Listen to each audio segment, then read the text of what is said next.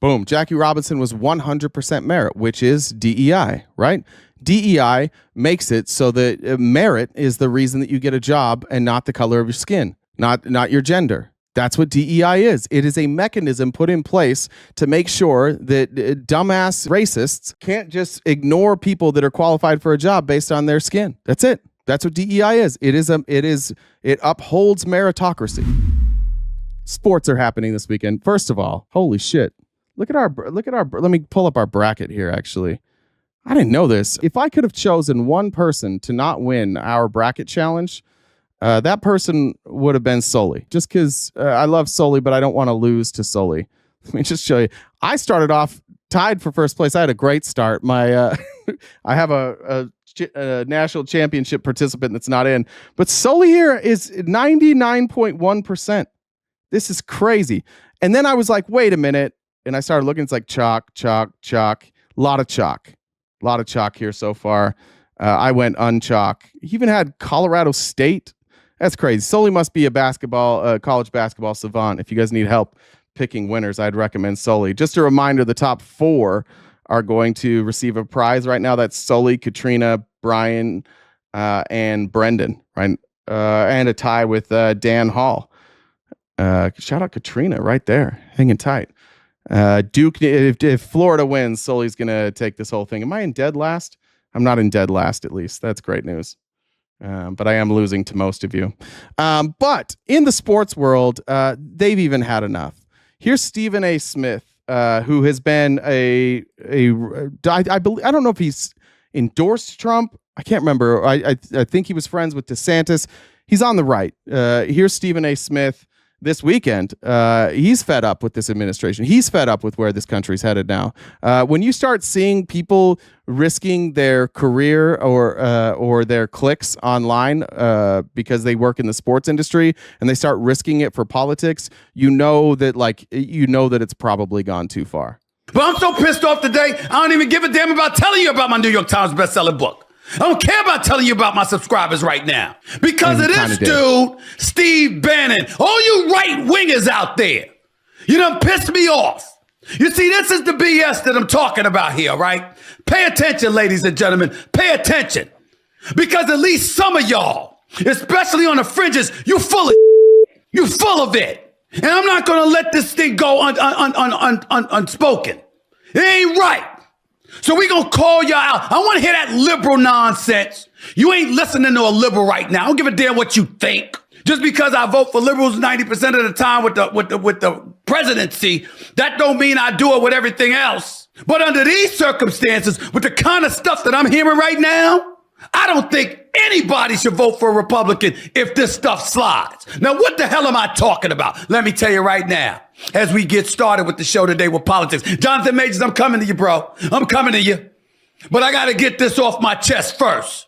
We're going to start with some politics and some headlines made by Mr. Steve Bannon himself. Remember, former chief strategist for President Donald Trump, Mr. Breitbart News himself. That's Steve Bannon. Well, guess what, y'all? He appeared on Chris Cuomo's show on News Nation on Tuesday. I like how we got people in here mad. Like the Republicans are like, you guys are mad at Trump. This isn't about Trump, bro. This is Steve Bannon. I know that like all criticism of the right, you guys chalk back to Donald Trump because you're simple-minded, one-track minds. But this is about Steve Bannon, just so we're clear on this. And by the way, I went and I checked with Stephen A. Stephen A. says he didn't vote for Trump. We'll believe him.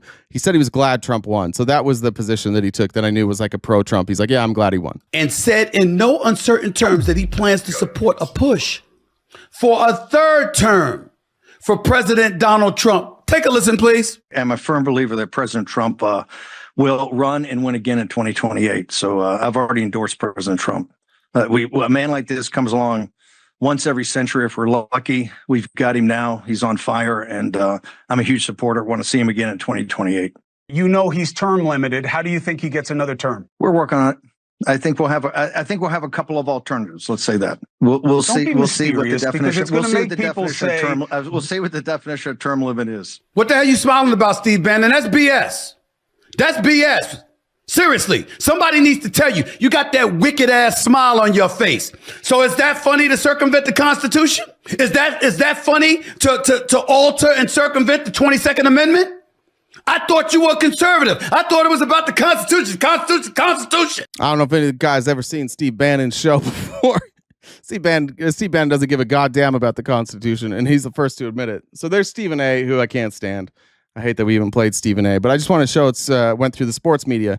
Now, look, here's another. This is probably my least favorite sports commentator. I can't stand Nick Wright just because I think he's obnoxious. I think he does I don't. Anyways, I don't like most of his takes. He bugs me. I think he takes himself a little too seriously, and he takes himself a little too seriously probably in this too. But this was incredible. 12 minutes long. On his podcast, and I want you to listen. And Trumpers, you may want to take a hike on this one. Because it's going to be long and you're not going to like it. But regular America, I enjoy sports America, tuning in to watch a baseball game, watch a basketball game America, the ones who don't live and breathe politics, this is what they see. This is what they're seeing. It doesn't make any sense. And the nice thing about our position here is that they're right. There is no excuse for what Donald Trump is doing. Here's Nick Wright specifically talking about over the weekend. There were articles, web pages on the Department of Defense's website that got rid of Jackie Robinson. The story of Jackie Robinson, who, despite being forced to be segregated in baseball, did fight for our country. Despite being in a country that was cool with segregation, went and fought a war for our country. And that's part of his story. And all of a sudden, he was no longer on the Department of Defense website. Now, the conservatives' argument here is simply that they're using AI or they're using software, they're using crawlers that go through and they scrape for keywords. And if those keywords are listed, then they pull that down. That article or that video or that web page gets pulled down. They'll tell you that, and that's fine. But it also shows just how incompetent they are. And here's Nick Wright just simply telling the truth. Folks are far too often fighting on enemy ground and ceding the wrong territory. So this is going to be a winding road, but follow me down it. So once upon a time, I really thought that when I was done with sports, I would go into politics. Would there ever be a sports guy who thought about running for president? Well, it turns out I wouldn't be the first to consider that either. So you know what? I don't think I'm going to run for office, but what I might do one day is open a consulting business that teaches folks how to frame and have arguments. I was so annoyed when he said that, and then he's right. And listen to he gives great advice here. This is the advice that every Democrat in this country should hear. Everyone running for office should hear this advice. Happens is folks who have my political leanings cede the ground on definitions and meanings of things to intellectually dishonest charlatans, and then we have arguments based on their terms. And that has happened, and we just saw it happen in real time with DEI. So here is where we're at. Jackie Robinson, before he broke the color barrier, was in the U.S. military. There was a story about him on the U.S. government website. It got deleted. It then was reposted, and DEI was in the URL. Jeff Passan made a huge fuss about it. Shout out to Jeff. They have since fixed it and restored it. And this is what folks who are on the right side, the correct side of Jackie Robinson have been saying. Calling Jackie Robinson a DEI hire is insulting. And everyone who agrees with me politically was saying that. And that's why we lose arguments. Because we have just ceded the ground that, oh yeah, DEI is bad. Diversity, equity, and inclusion. What that means is people who didn't deserve a job got one. And don't you dare call Jackie Robinson DEI, because he wasn't. He deserved it. But what people don't see is that's how the bad actors win, is by reframing definitions. Because a DEI hire is not someone who did not deserve the job who got it. That's just what they have claimed it is. And now folks are like, you can't call Jackie Robinson DEI hire. It's insulting. Guys, in Major League Baseball, Jackie Robinson was the definition of a DEI hire, and that's why we need it. Was he awesome? Yes. Was he deserving? Yes. Was he blocked because of his race? Yes. And so it is not an insult. Now, this whole thing, it was the Department of Defense. It wasn't a DEI military, but set it aside. It is incumbent that we not cede ground and that we instead say, let's have the actual argument. And the actual argument is the reason DEI policies came to exist was not to elevate undeserving people. It was to make sure deserving people of all colors, creeds, genders, ethnicities had a shot. And the conversation that we should... You like your football team? You like your basketball team? You like your baseball team? Those exist because of DEI. The only reason you can compete is because of DEI. Now, it wasn't called DEI, but again, Nick Wright is dead on here. The reason we lost the DEI argument, and we lost the DEI argument, let's be fair on that, like we did, is because we allowed people to frame DEI as people being hired despite not having merit. We lost that position because it's not true. And so all these people across the country that like just were fringe political, they just, they tuned in, they heard something, they're like, wait a minute. You're telling me that like that liberals somehow think that just because you're a person of color or because you are from a marginalized community, you should get a job over somebody that's qualified? And the answer to that is no. That's not what we believe. It's not what the policies were put in place for. It was to say that everybody who is qualified for this job, despite their gender, their sexuality, their race, their ethnicity, whatever it might be, everybody should be included. Everybody should have the opportunity that is qualified for this job. That's what DEI was.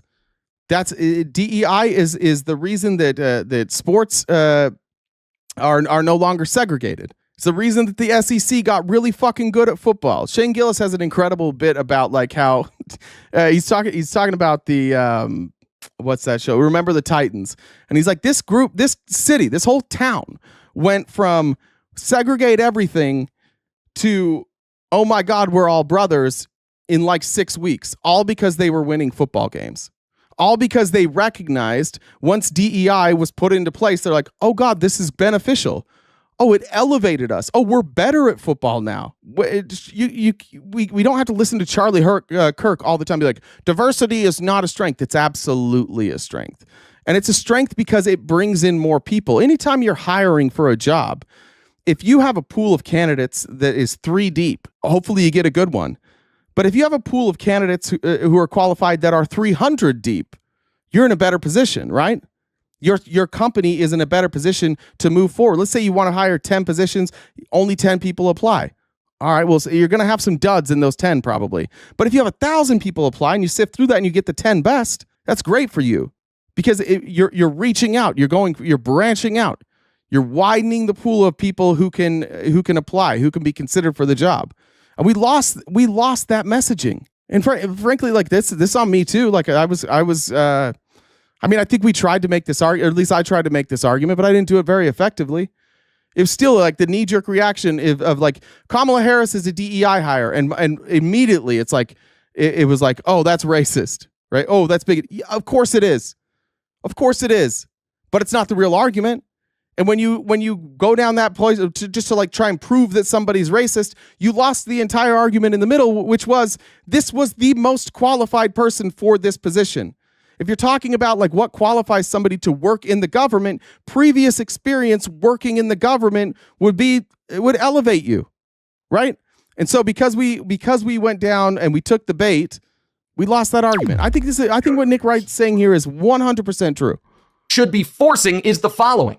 If we are going to act like DEI is this awful buzzword that pre-DEI things were a meritocracy, true and clear, and that's how it should be, pick the industry, pick the data set. There we go, Joseph. There we go in this chat. And this is what we have to do. We have to help Republicans understand what we're talking about. Joseph, DEI does not require you to hire somebody based on their skin color. In fact, it does not require you to consider people because of their skin color. What it requires you to do is expand into all communities where you're looking to hire, and you cannot choose to hire somebody because of their skin color.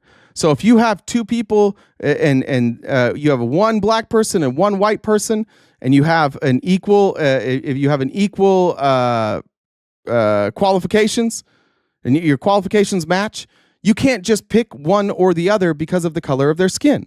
That's the point. But what you can't do is say, I'm not even going to interview that person because of the color of their skin. I'm not even going to consider their qualifications because of the color of their skin. DEI forces you to interview people that are qualified if they meet the qualifications. That's it. That's what DEI is there for. And DEI shouldn't have to exist. I agree with that. If we lived in a country where there were no more racists, then sure. If we lived in a country where there was no more just like this idea that like, yeah, look, they might have the same qualifications, but they come from a black company and we're a predominantly white company and culturally it's not going to fit because they're black, we're white. It forces you to interview that person. That's it. That's the whole point of DEI. There are not hiring quotas with DEI. That's not part of DEI. DEI simply says if you're qualified for a position, you cannot be denied because of the color of your skin, because of your sexuality, because of your gender. 500 of 500 Fortune 500 CEOs were white guys. That was a meritocracy. And 15 years ago, when 450 of Fortune 500 CEOs were white guys, that was a meritocracy. And 4 years ago, when there were 4 black Fortune 500 CEOs, that was actually when we were doing it all by merit. And now that thanks to the scourge of DEI, that 4 has doubled in 4 years up to 8. Whew.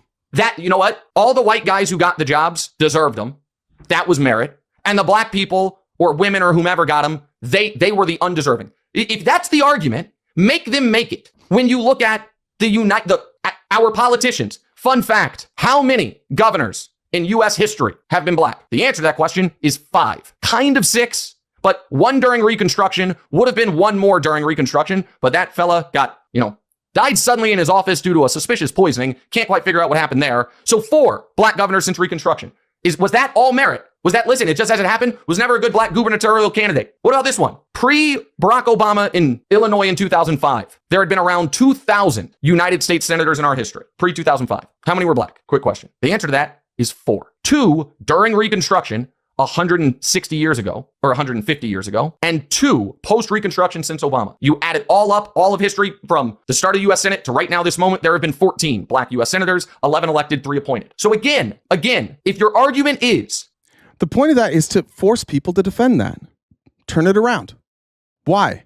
Why is it that disproportionately black people are underrepresented in Fortune 500 companies and in government? And you'll have the people that are here today, like most of the Republicans here today will dive into eugenics.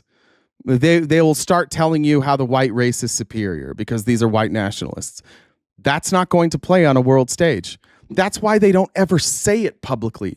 That's why they have to change the argument. And the lesson that needs to be learned from the rise of Donald Trump is that you can't allow your feelings to get in the way of the argument.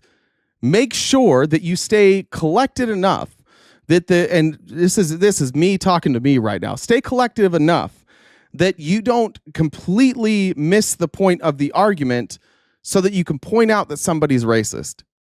People will expose themselves as racist. You don't need to label them, especially in a political discussion. Make them defend it. Make them explain. How was Kamala Harris a DEI hire? Explain it, please. She was elected to every position. By definition, she wasn't hired by a person. It wasn't like, here's a position that can only be filled by a black woman.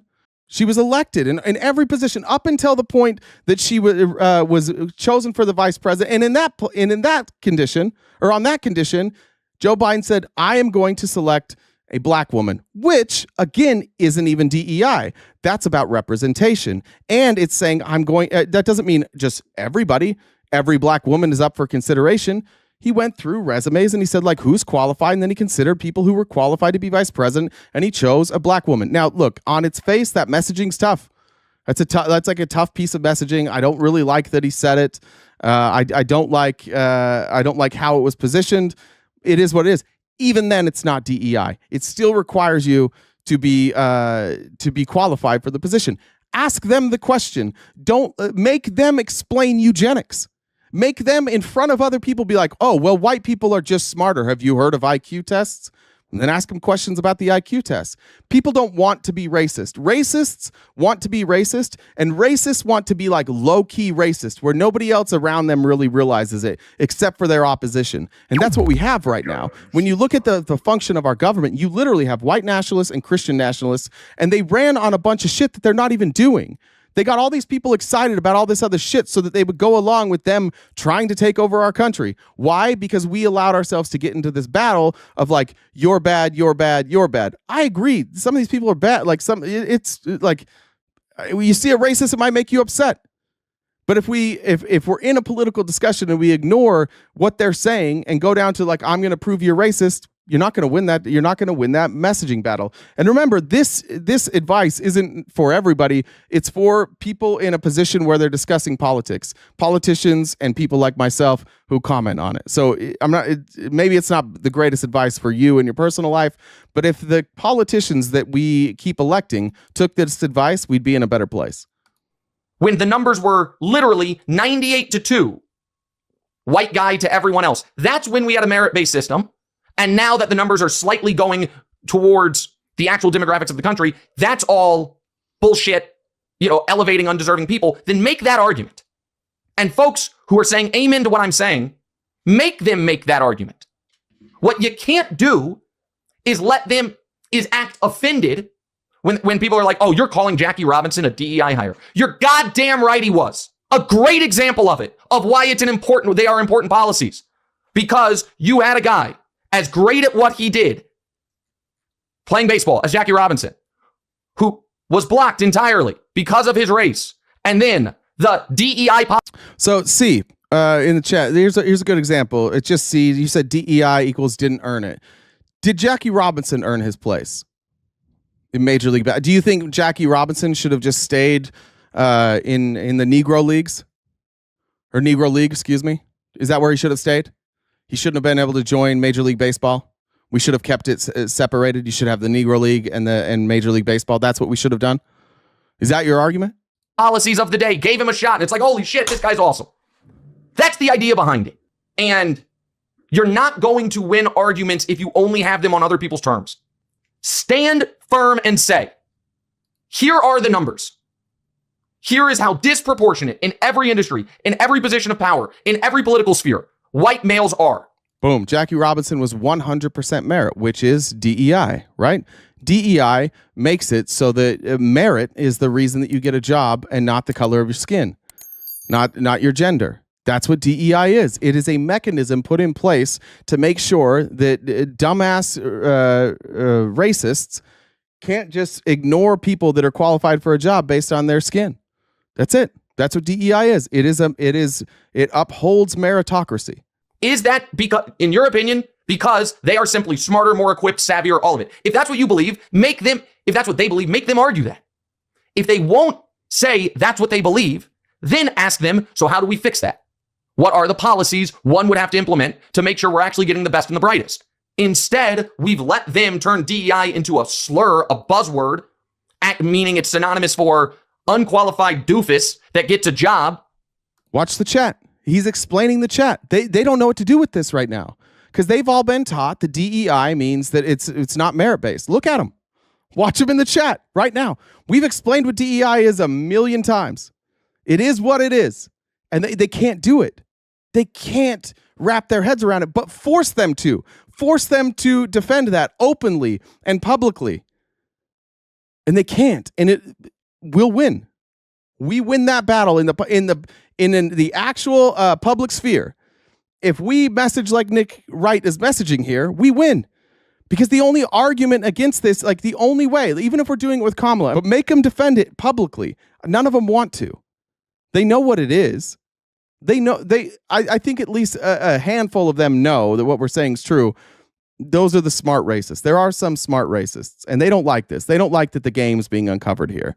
They don't like that they pulled a fast one on us. We didn't catch it because we were so distracted by the fact that they were racist that we forgot to make actual arguments. Now it's time to make the argument. Explain it.